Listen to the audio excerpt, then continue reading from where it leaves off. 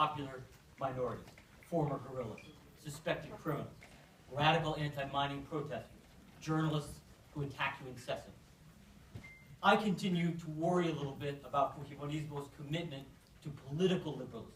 Marta Chavez, who was unapologetic in her defense of the authoritarianism of the 1990s, who recently said Peru was never more democratic than it was in the 1990s, represents Fujimorismo in Congress today. You yourself a few years ago spoke of the need for a strong presidency that's not overly constrained by Congress. And Fujimorista Congressman Kenji Fujimori, brother, recently spoke of Peruvians ceding some of their rights in the name of public security.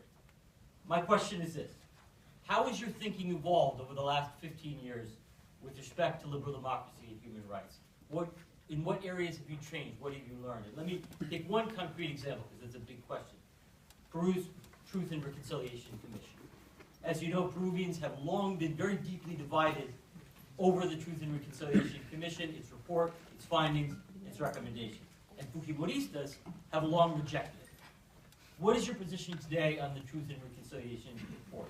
And as president, what would you do with its recommendations? Would you continue to implement them, or would you abandon them, as many on the right surely will call on you to do? In other words, what would be the future of Peru's Truth and Reconciliation Commission and its process under a Keiko Fujimori presidency?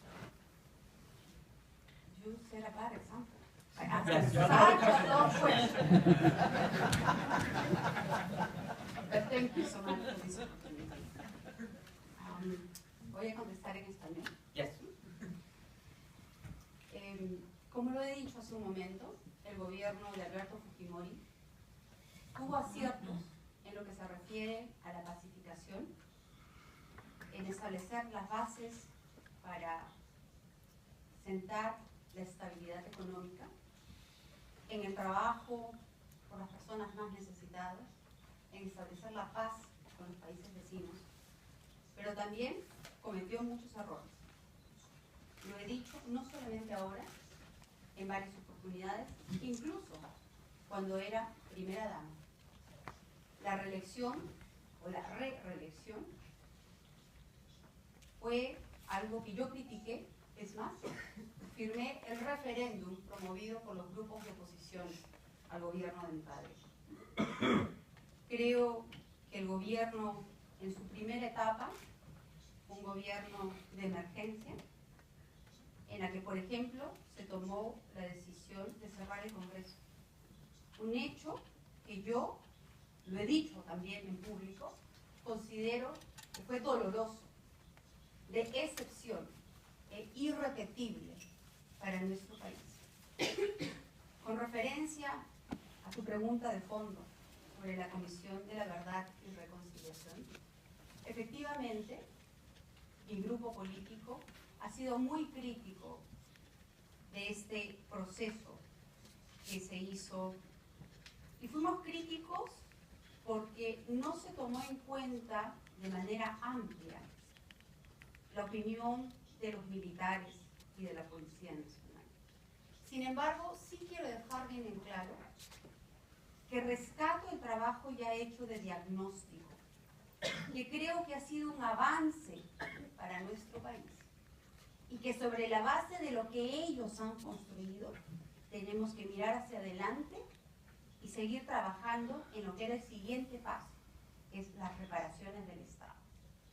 Entonces, sí considero que el trabajo hecho por la Comisión de la Verdad y Reconciliación ha sido positivo para nuestro país. Okay, floor is open. Back here in the blue. No, that you were right. We'll do two next. Hello, are you hearing me?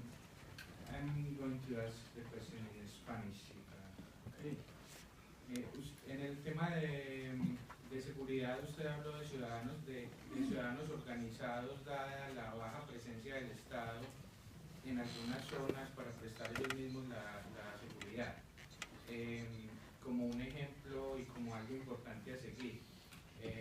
Como colombiano, con los mismos argumentos y, digamos, Amazonas se crearon unas cooperativas de seguridad privada llamadas Convivir.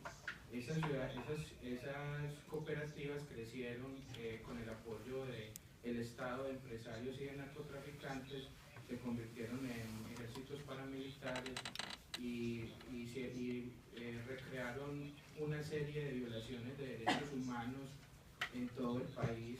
De hecho, el 90% de los más de 5 millones de desplazados de Colombia, dice la Comisión Histórica, que se debe a estos grupos paramilitares. La pregunta es, ¿usted cómo va a evitar que esas organizaciones de ciudadanos privados organizados no sigan el ejemplo colombiano? Y por lo tanto, usted no resulte de pronto en problemas de derechos humanos y corrupción, como ha pasado con gobiernos anteriores en el Perú. Muy bien, le agradezco su pregunta. Quisiera hacer una referencia a Colombia. Si bien es cierto, en el Perú se logró la paz, se derrotó al terrorismo a través del fortalecimiento de las Fuerzas Armadas, la Policía Nacional, la presencia del Estado en zonas alejadas y pobres, además de la población organizada, que tuvimos rondas campesinas y comités de autodefensa.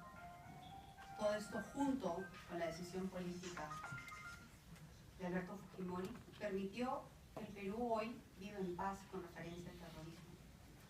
Hago seguimiento a lo que está ocurriendo en Colombia y espero que los diálogos que se están llevando a cabo traigan realmente la paz definitiva que todos los colombianos están esperando. Con referencia a su pregunta específica de los grupos y los ciudadanos organizados. En el Perú, la ciudadanía organizada ha traído muy buenos resultados con referencia a la lucha contra el terrorismo. Tenemos grupos de las rondas campesinas y los comités autodefensas que en las zonas aisladas, en los Andes de nuestro país y en las zonas de la Amazonía, sirvieron para proteger y garantizar la paz en esas zonas en la lucha contra Sendero Luminoso y el MRTA.